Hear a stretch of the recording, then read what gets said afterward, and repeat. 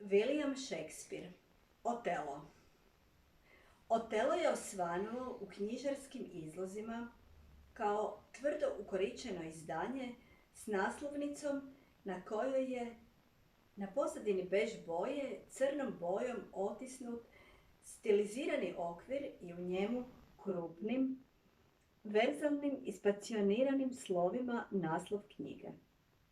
Začudo, na naslovnici nema imena autora, nego se ono pojavljuje tek na unutarnjoj stranici gdje piše Otelo, tragedija u 5 čina Williama Shakespearea. Preveo Ivan Trnski.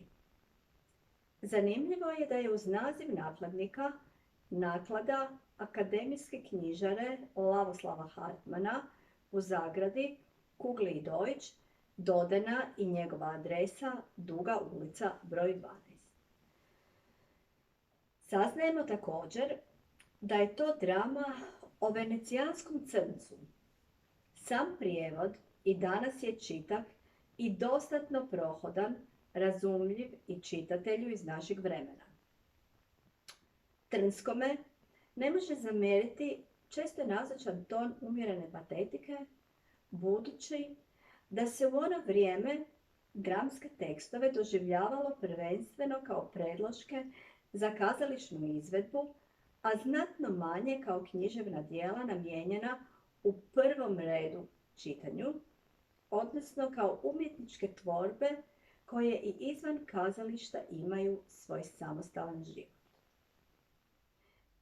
Zaklopivši stranice Otela, zatekoh se, kako razmišljam na pomalo zastarjeli način, uživljena u sudbinu Desdemone i njene riječi koje nam je svojim, nama današnjim arhaičnim rječnikom prenio Trnski.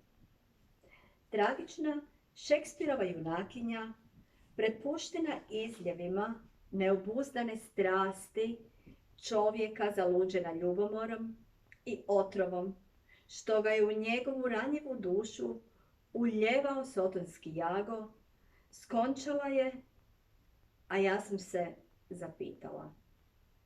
Zašto i danas među nama ima Otela, ljudi vođenih instinktima uništenja?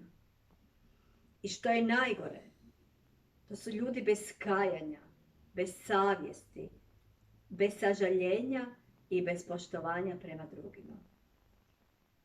Sudbine mnogih žena svjedoče o postojanju takvih ljudi, a ovaj danas već prastari prijevod Šekspirova Otela u meni je dozvao i vlastitu životnu priču.